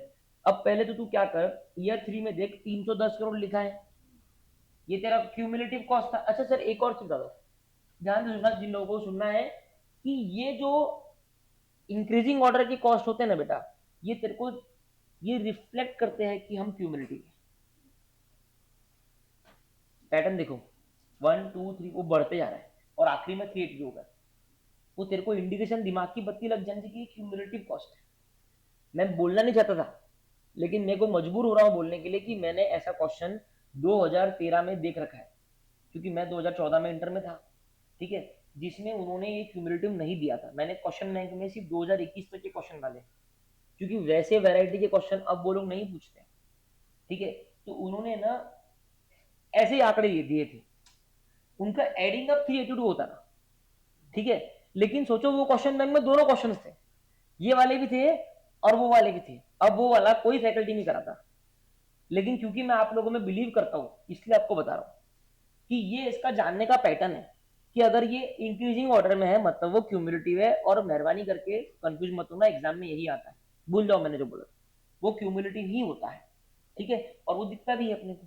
वापस ट्रैक पे आ जाते हैं, 310 करोड़ है ना, इंक्लूडिंग अनयूज्ड मटेरियल, माइनस करना पड़ेगा सर, तो चलो कॉस्ट में लिखो, आप पहले तो कॉस्ट में लिखो, पहले आप लिखो कॉस्ट में 307, यासवी तेरे को 3 करोड़ लेस नहीं करना पड़ता कैलकुलेटर पे, 307 ब्रैकेट में लिख 310 माइनस 3, वर्किंग नोट नहीं दिखाएंगे ना अनुश्री, मार्क्स नहीं मिलने वाले, और वहीं पे दिखाना पड़ता टेबल में वर्किंग नोट, तो जब पर्टिकुलर लिखते ना 2-2 3-3 लाइन छोड़ के लिखा करो, ठीक है। आ गया कॉस्ट लिख दिया, अब तू टोटल कॉस्ट लिख 382, 382, अब निकाल परसेंटेज,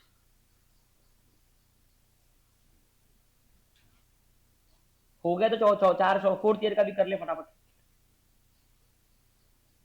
परसेंटेज आ गया क्या, है ना। अब उसको अब देख सुन, अब क्या कर, मेन लाइन छोड़ दे और उसके नीचे ब्रैकेट ओपन कर, रेवेन्यू की मेन लाइन छोड़ दे, उसके नीचे ब्रैकेट ओपन कर, ठीक है। अब ना जो तेरा टोटल रेवेन्यू है 410 करोड़ का, उसको मल्टीप्लाई कर ये परसेंटेज से,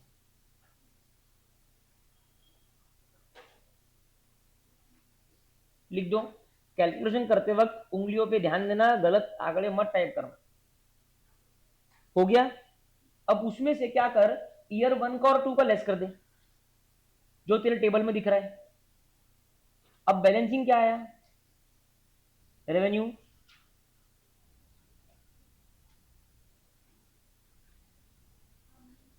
वेरी गुड, है ना। अब ईयर 4 का तुम फटाफट निकाल लो, तुम निकाल सकते हो, निकालना ईयर 4 का। बहुत, हाँ ठीक है, बहुत बढ़िया। अच्छा, अब 16 नंबर करना है ना AS22 को। और कोई फरमाइश है, बोलो भैया। हाँ ठीक है, AS12 का 16, 22 का 16, और कुछ। आज मैं बहुत मेहरबान हूँ आप लोग, आपकी टेस्ट के लिए रिवीजन भी करा रहा हूँ, देखो। हाँ जी, ठीक है, वो भी करा देंगे। बस फटाफट करो अब जल्दी, ईयर 4 का निकाल लो। आ गया क्या, कितना देख, मैच कर, मैच हुआ क्या वो।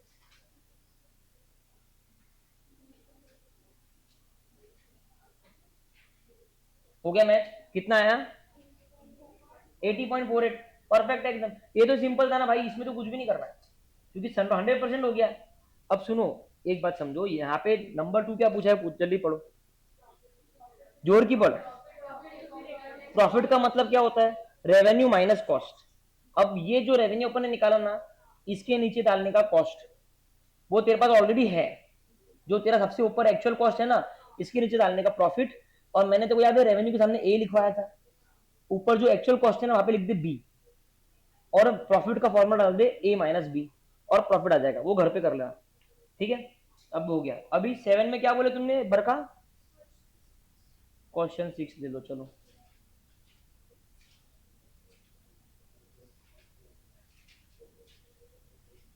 मैं फिर से बोल रहा हूं, जिसको क्वेश्चन नहीं करना है वो अपना टाइम पढ़ाई में डालो।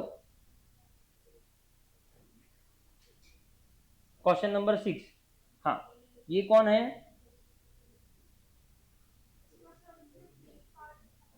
सिर्फ डी कौन है, अच्छा ये तो कुछ भी नहीं, एक सेकंड रुको, अपन पहले यही से आते हैं ना डायरेक्टली, वो मेरे को फ्लो में जमेगा, ठीक है। चलो फटाफट देखते हैं एक बार ये, ठीक है, जिस जिसको देखना है, जिसका हो गया वो आगे बढ़ सकते हैं। A firm of contractor obtained a contract for construction of bridges across Revati, the following details are available in records kept for the year ended 31 March 21, ठीक है।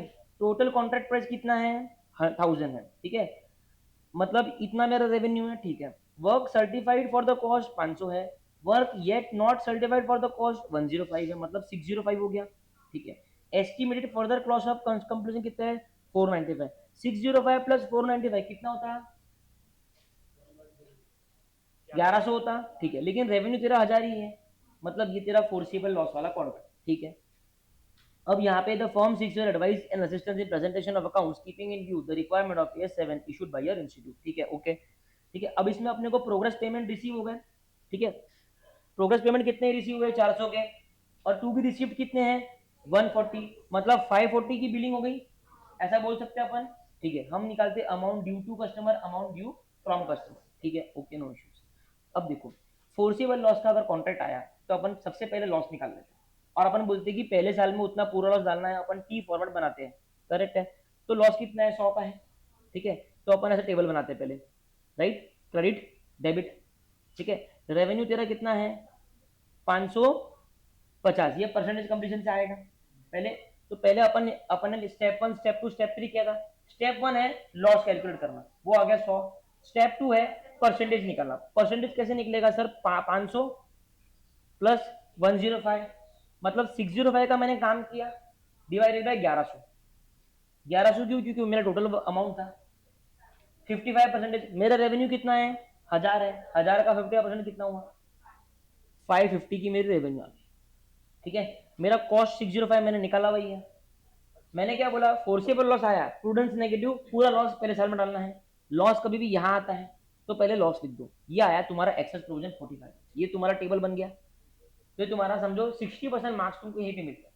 ठीक है, अब हमको निकालना है कि कितना अमाउंट ड्यू है कस्टमर से, कितना अमाउंट ड्यू फ्रॉम कस्टमर है, कितना अमाउंट ड्यू टू कस्टमर है।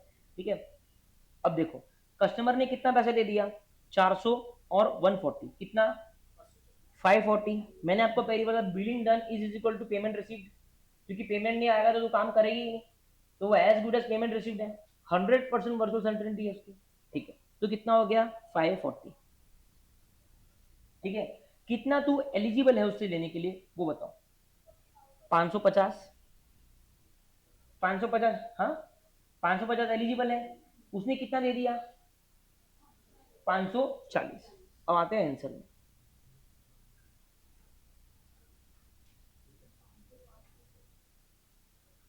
605 क्या था,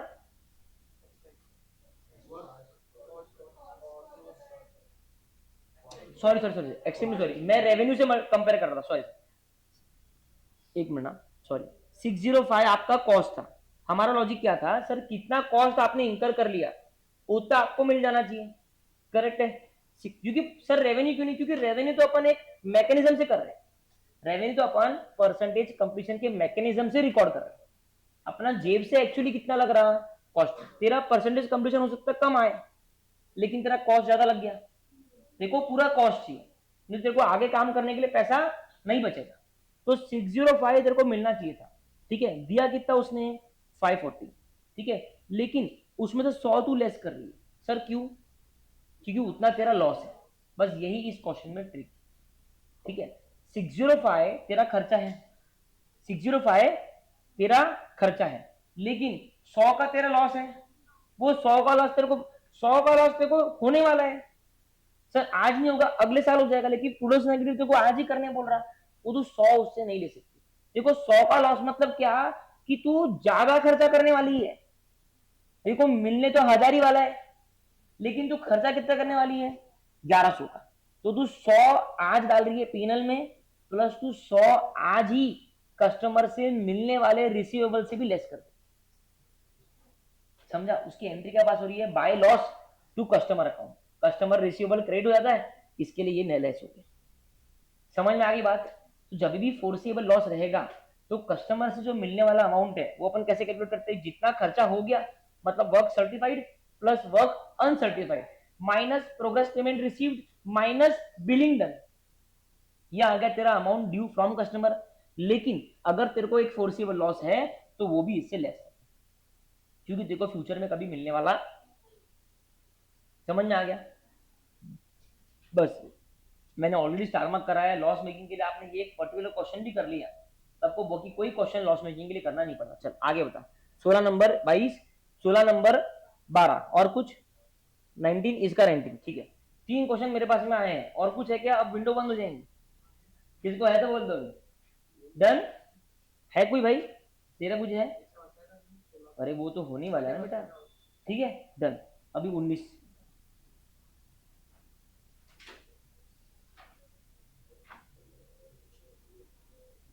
हाँ इसमें क्या है समर्थ, ये तो तेरा वही है ना रे जो 4 का किया बंद, इसमें स्पेसिफिक डाउट पूछ ले तू। हाँ हाँ हाँ हाँ, तो ये 161 जो है ना, ये आपका ये एक्चुअल हुआ है ना। नहीं तो आपका एस्टिमेटेड कॉस्ट 805 ही है। हाँ तो ईयर 1 में तेरे को और क्या दिख रहा है बता मेरे को, तो कि मैं तेरे को आंसर कर पाऊँ। ईयर 1 की बात कर, ये दोनों बात ही मत कर। मैंने बार बार एक चीज बोली है, मेरे को समझ रहा है डाउट कहां से आ रहा है। मैं फिर से चेतावनी दे रहा हूं आपको, जब आप मल्टीपल ईयर के क्वेश्चन करते हो तो ईयर 2 ईयर 3 भूलना पड़ता है। आपको याद होगा तो मैंने अभी जो 4 साल का क्वेश्चन कराया, हमने पहले ईयर 1 का ही लिखा, ईयर 2 ईयर 3 देखा भी नहीं। ठीक है, तेरा प्रॉब्लम क्या है कि तू ईयर 2 ईयर 3 देख रहा है, इसके लिए तेरे को लग रहा है कि 805 नहीं आना चाहिए और भी उसमें ऐड होना चाहिए। ठीक है, ये तो तू बता मेरे को कि तू क्या देख रहा है। और बिल्कुल हाँ, एस्टिमेटेड में क्या, अच्छा ओ ओके, अच्छा अच्छा अच्छा अच्छा, नहीं नहीं नहीं बेटा, एस्टिमेटेड कॉन्ट्रैक्ट कॉस्ट का मतलब है कि इतना लगने वाला है। उसने गलती क्या किया, वो बोल रहा है कि 161 के ओवर एंड अबव 805 एस्टिमेटेड है। ठीक है, वैसे नहीं, एस्टिमेटेड कॉन्ट्रैक्ट का पूरा कॉस्ट, वो पूरे कॉस्ट कॉन्ट्रैक्ट का एस्टिमेशन। अब समझ में आया, क्लियर हो गया, सबको समझ में आ गया। उसके डाउट से अपना डाउट क्रिएट कर लो, हो सकता है आज तुमको नहीं आया होगा, फ्यूचर में कभी आ जाए, इसलिए क्लियर अभी हो जाता। ठीक है कार्तिक, क्लियर है? ठीक है, आगे बढ़ू, कौन सा पेज नंबर बताओ? पहले 22 का ले लेता हूँ, तुम्हारा 16 नंबर है ना, गवर्नमेंट ग्रांट का। ठीक है, तू पहले वही ये बता दे तेरा पेज नंबर। चलो अथर्व तू बता तेरा पेज नंबर, तेरे को मालूम है। चल 376 पे आ जाओ। हाँ यहाँ आ जाओ, 16 नंबर। ठीक है, देखो ये तुम्हारे ओपनिंग थे, DTL और DTA, ये तुम्हारे ओपनिंग हो गए, मतलब ओपनिंग बैलेंस शीट से आए होंगे। और ऐसे प्रकार के क्वेश्चन में वो आपको बोलते हैं कि इनका क्लोजिंग निकालो। तो ये तो एक बैलेंस है बेसिकली, जो भी इस साल होगा वो इसमें प्लस माइनस हो जाएगा, जो बचेगा वो इसका एंडिंग रहेगा। यहाँ तक कोई डाउट किसी को भी नहीं? ठीक है, following transaction were reported during the year 2022-23। ठीक है, depreciation as per accounting records 15 lakh है। अकाउंटिंग मतलब मैंने हर बार बताया है कि ऐसा बना लेने का, ताकि कंफ्यूजन ना हो, बना लेना फिर तो अभी हाथों हाथ, जिसको बनाना है बना लो, जिसको आता है वो प्लीज आगे बढ़ो। ए लिख, ए मतलब अकाउंटिंग, फिर लाइन खींच, फिर लिख टी, ए फिर टी, फिर डिफरेंस, एक बार इतना ही लिख बस। ठीक है, डेप्रिसिएशन अकाउंटिंग की सबसे कितना है, 15 लाख का खर्चा है, अकाउंटिंग में 15 लिख दे, बराबर है ना? और इनकम टैक्स के हिसाब से 20 का खर्चा है, बराबर है। अब अपने भजन का सबसे पहले जो इनकम टैक्स का खर्चा डेप्रिसिएशन का अगर अकाउंट से ज्यादा है मतलब नॉर्मल है। इनकम टैक्स का डेप्रिसिएशन अगर अकाउंट्स के डेप्रिसिएशन से कम है मतलब ये रिवर्सल वाली बात है, करेक्ट है, मतलब कुछ कोई चीज ऐसी है जो बैलेंस शीट में अटकी पड़ी, लेकिन यहाँ पे कोई प्रॉब्लम नहीं है। अभी भजन का टैक्स का खर्च ज्यादा है, मतलब टैक्स की इनकम कम, मतलब टैक्स लगने वाला कम, आज का टैक्स कम मतलब फ्यूचर का टैक्स ज्यादा होगा, टाइमिंग डिफरेंस, मतलब लाइबिलिटी होगी, क्या होगी, लिख दे वहां पे 5 लिख और ब्रैकेट में लिख DTL। ठीक है, और फिर उसका परसेंटेज निकाल दे, टैक्स का कितना परसेंट दिया हुआ है, 15%, निकाल दे 5 का 15% और लिख दे अमाउंट कितना आता था।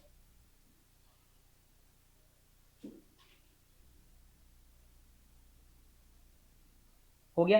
अब अगला आ जाओ, अगला देख, इंटरेस्ट पेड टू NBFC। ठीक है, तूने एक NBFC मतलब sir kind of a bank पकड़, तूने बैंक को ब्याज पे किया है ना, अपने बुक्स में अकाउंट भी कर लिया उसको अक्रूवल बेसिस पे। अपन जब भी ब्याज की एंट्री मारते तो अपन क्या मारते, भाई interest expense account debit to interest payable, फिर तो फ्यूचर में कभी भी पे कर, तो तेरे बुक्स में खर्चा आ गया बेटा। लेकिन आपने उसको पे किया 30 जून 2023 को। अभी एक सेक्शन है 43B, वो सेक्शन इनकम टैक्स में आने वाला है। जितनी भी चीजें आपने इस AS के क्वेश्चन में दिखी, ठीक है, जो ये ऐसी वाली है कि रिटर्न ऑफ इनकम तक पे नहीं करी है, वो उतनी चीज को याद रखना है, सब बोनस है, कोई टैक्स है, ये sub section 43B of income tax act 1961 में लिखा है कि ये खर्चे आपको तभी हम अलाउ करेंगे इनकम टैक्स में, अकाउंट्स में तो तूने अक्रू कर दिया, इनकम टैक्स में हम तभी अलाउ करेंगे जब ये खर्चे एक्चुअली आपके जेब से निकल के गए। ठीक है, तो वो जेब से निकल के जाने वाली जो डेडलाइन है वो 31 मार्च नहीं है, वो है इनकम रिटर्न ऑफ इनकम भरने की डेट, मतलब वो 30 सितंबर होती है नॉर्मल केसेस में उस साल की। तो मैं तेरे को उसका भी एग्जांपल देता हूं, सभी लोग देख सकते हो कि मान लो हम बात कर रहे हैं एक फाइनेंशियल ईयर की जो है 1 अप्रैल 2025 और 31 मार्च 2026, बराबर है। तो इधर अगर इसका NBFC का इंटरेस्ट का खर्चा है तो तूने अक्रू तो यहाँ पे कर लिया होगा अकाउंट्स के हिसाब से, लेकिन तूने पे नहीं किया। तो 43B तेरे को क्या बोलता है कि भैया कोई दिक्कत नहीं है, आप ना ये खर्चे को 30 सितंबर 26 के पहले पहले पे कर दो। अब तूने पे कब किया, 30 जून 2026 तक पे कर दिया, मतलब तूने कुछ गलत किया क्या, तूने इनकम टैक्स की कंडीशन भी मान ली, तूने बुक्स की भी मान ली, मतलब तेरा कोई डिफरेंस क्रिएट ही नहीं हुआ, तेरे को दोनों में खर्चा मिल गया। अलग बात। अब आ जाओ नंबर 4 पे। आइटम डिसअलाउ हुए हैं टैक्स के पर्पसेस के लिए इन 2021-22। हमारा साल कौन सा चालू है? 21-22। तो यही साल में कुछ खर्चे डिसअलाउ हुए हैं, लेकिन अलाउ हुए हैं इन 2022-23। हमारा साल तो 21-22 है, सॉरी हमारा साल 22-23 है। ये जो दिया है ये सिर्फ इसका ओपनिंग बैलेंस दिया है। मैंने करते बताया भी था कि ध्यान रखना, ये गलती मत कर देना। तो हमारा साल कौन चालू है? 22-23। अब कुछ खर्चे हैं जो 21-22 में, एक सेकेंड ना मैं ये बना लेता हूँ, ध्यान देना, ये पूरी लाइन है, ठीक है। यहाँ पे एक कट ऑफ क्रिएट करता हूं मैं, ठीक है। 2021 यहाँ पे 2022 खत्म हुआ, यहाँ पे 2023 खत्म हुआ। कुछ खर्चे हैं जो तेरे को 21-22 में अलाउ नहीं हुए थे, ठीक है। तेरा साल चालू ये वाला है, यहाँ अलाउ नहीं हुए। अगर यहाँ पे अलाउ इनकम टैक्स में नहीं हुए, मतलब तेरा इनकम टैक्स का इनकम ज्यादा होगा। क्यों? क्योंकि तेरे को खर्चा नहीं मिला। खर्चा नहीं मिला मतलब प्रॉफिट ज्यादा है, मतलब तूने टैक्स ज्यादा भरा होगा। ज्यादा भरा मतलब ज्यादा खर्चा किया, मतलब प्रीपेड एक्सपेंस, मतलब डीटीए। तो यहां तेरा डीटीए तूने क्रिएट किया होगा, वो डीटीए तेरे बैलेंस शीट में अटका हुआ है। जिस काम के लिए तूने उसको क्रिएट किया था वो काम अब हो गया है, क्योंकि तेरे को यहां खर्चा मिल गया है। अब बारी आ गई है कि तू इसको रिवर्स करे। समझा? ये बात क्लियर हो गई। अब आता हूं donation to private trust. Private trust को दिया हुआ एक भी पैसा कभी जिंदगी में इनकम टैक्स में अलाउ नहीं होता, मतलब ये तेरा परमानेंट डिफरेंस है। इसमें ना डीटीए क्रिएट होगा ना डीटीएल क्रिएट होगा। ये क्वेश्चन खत्म, समझ में आ गया। अब जो भी तेरा फाइनल आउटकम आएगा वो तू इन ओपनिंग के फिगर में एडलेस कर देना और एक 31 मार्च 2023 पे इसका बैलेंस दिखा देना, तेरा आंसर खत्म हो। आगे बढ़ू, page number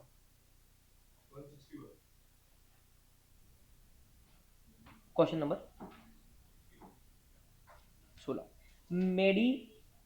मेडीवेल hospitals limited, a reputed healthcare company operating a chain of multi-specialty hospitals across India, had acquired 40 units of Doppler scan machines from Holier Incorporation US। इन्होंने क्या किया, 40 मशीन मंगाई यूएसए से किसी से, और वो मशीन का कॉस्ट था $165,100 per unit at the beginning of financial year 22-23।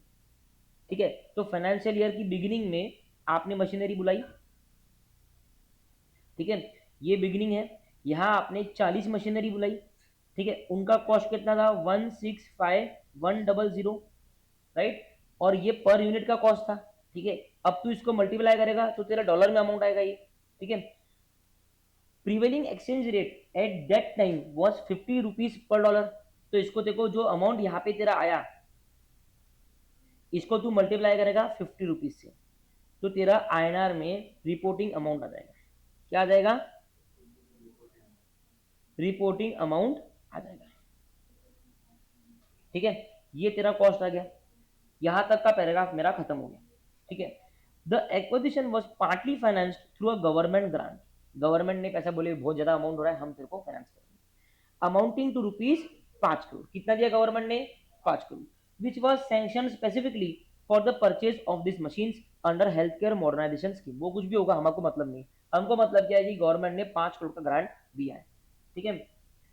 The grant was sanctioned with specific conditions that in the event of change in management, grant की कोई कंडीशन थी। कंडीशन ये थी कि अगर मैनेजमेंट चेंज होता है या ओनरशिप कंट्रोल कंपनी का चेंज होता है तो ये ग्रांट तुमको गवर्नमेंट को रिफंड करना पड़ेगा।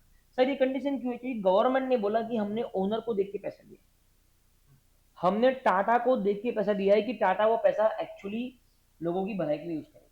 अगर मान लो टाटा के जगह पे अडानी ने उसको एक्वायर कर लिया तो गवर्नमेंट बोलती है ये बिजनेसमैन है, ये वो पैसा खा जाएगा। तो गवर्नमेंट ने बोला जैसे ही आपका ओनरशिप चेंज हुआ या मैनेजमेंट में चेंज हुआ तो हम हमारा ग्रांट वापस मांग लेंगे, ठीक है। इन अप्रैल 2025 51% of the company share holder was acquired by N overseas investor. हो गई घटना, घट गई कि ओनरशिप हो गई चेंज। ये कब हुई? अप्रैल 2025 में, ठीक है। आपने ये कब किया? 2022-23 में किया। तो अब फाइनेंशियल ईयर देखो 2022-23 है ना, इसमें तुम्हारा क्या होगा? ग्रांट जो है वो एडजस्ट होगी, जो अमाउंट आएगा उस पर डेप्रिसिएशन लगेगा, एक साल का लग गया, एक और साल का लग गया, ठीक है। अब ये इवेंट कब हुआ? 1 अप्रैल 2025 को हुआ, मतलब 25-26, मतलब 24-25 को भी लग गया, मतलब ये 3 साल तक कोई रिफंड का कंडीशन ब्रीच नहीं हुआ था। तो ये 3 साल में नॉर्मल डेप्रिसिएशन चार्ज होगा और एक कैरिंग वैल्यू यहाँ पे आएगी। बराबर है? यहाँ तक का क्वेश्चन आपको आधे मार्क्स मिल जाए, ठीक है, ओके। अब सुनो, पहले यहाँ तक का देख लेते हैं, इतना इजी के लिए। तो कॉस्ट ऑफ एसेट देखो, मैंने सेम फॉर्मूला बोला था, ये पर यूनिट कॉस्ट है डॉलर का into number of units into exchange rate, ये आ गया मेरा इन लैक्स का फिगर, ठीक है। इसमें से मैंने, अब यहाँ पे देखो, नीचे आ जाता हूँ मैं, कुछ डायरेक्टली एट्रीब्यूटेबल कॉस्ट थे इसमें, जैसे कि सर बैंक चार्जेस। अब हमने फाउंडेशन में भी देखा है, हम AS 10 में भी देखने वाले हैं कि जो भी कॉस्ट मशीनरी को एक्वायर करने के लिए डायरेक्टली एट्रीब्यूटेबल रहते हैं वो मशीनरी की कॉस्ट में ऐड होते हैं। तो बैंक चार्जेस $, 4000 था। अब देख यहाँ पे साफ साफ ब्रैकेट में लिखा है कि ये पूरे ट्रांजेक्शन का एज अ होल अमाउंट है, पर यूनिट है क्या? तो तू क्या करेगा, सिंपली $4000 ले लेगा और उनको 50 से मल्टीप्लाई कर देगा। सी फ्रेट बोल रहा है 7500 पर यूनिट हुआ है, इंटू 40 कर देगा। ये दोनों चीज यहाँ पे ऐड हो जाएगी, फ्रेट ऐड हो गया, ये बैंक चार्जेस भी ऐड हो गए यहाँ पे, ये देख फॉर्मूला दिख रहा है, ये फ्रेट और अदर चार्ज के नाम से दिख रहा है। तो ये तेरा आ गया 3307। पहले तूने ये तेरे जेब से जाने वाला था, ये जेब से जा ही रहा था कि गवर्नमेंट बोले हम 5 करोड़ देंगे, गवर्नमेंट ने जो अमाउंट दिया वो लेस कर दिया। अब कितना अमाउंट आया? 2807।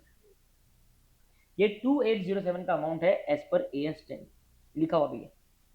दिस कंक्लूड्स 2 मार्क्स, ठीक है। आगे बढ़ू, ठीक है। अब यहाँ पे क्या हुआ, 3 साल का डेप्रिसिएशन लेस होगा, तो 2807। अब यहाँ पे डेप्रिसिएशन के लिए कुछ दिया हुआ है इन्होंने, हाँ यहाँ दिया है कि बोले 5 साल की लाइफ है ना। तो आप कुछ भी मत करो, 2807 को 5 से डिवाइड कर दो, कितना आया? इंटू 3 करो, ये कितना आ रहा? ये देखो आ गया। तो आपका before breach of condition carrying value आ गया 1123। अब आपका हुआ ब्रीच, क्योंकि आपको किसी ने एक्वायर कर लिया, तो पैसा देना पड़ेगा। अब हमने सीखा है कि सर गवर्नमेंट ग्रांट अगर आप कॉस्ट से लेस कर रहे हो तो रिफंड के टाइम पे कॉस्ट पे ऐड होना चाहिए। तो उसका कैरिंग वैल्यू कितना था? 1123 था। इसमें तेरा रिफंड का अमाउंट ऐड होगा और फिर तेरा आएगा रिवाइज कैरिंग अमाउंट 1623। देखो पूछा क्या है, you are required to advise the accounting treatment as a result of the return of government in the light of relevant accounting provision. खत्म, इतना ही देखो बताना है। तूने यहाँ पे पहले तो तू कैसे रिकॉग्नाइज करते वो बता दिया, नंबर 1। रिफंड कैसे लाते हैं वो बता दिया, नंबर 2। और उसके बाद में रिवाइज कैरिंग अमाउंट कितना है कि नंबर 3। ये 3 स्टेप में क्वेश्चन क्लियर है? डन, सबका हो गया? एक थैंक यू तो बनता है भाई, ठीक है। अब मैं चालू करूँ AS 20, ठीक है। कल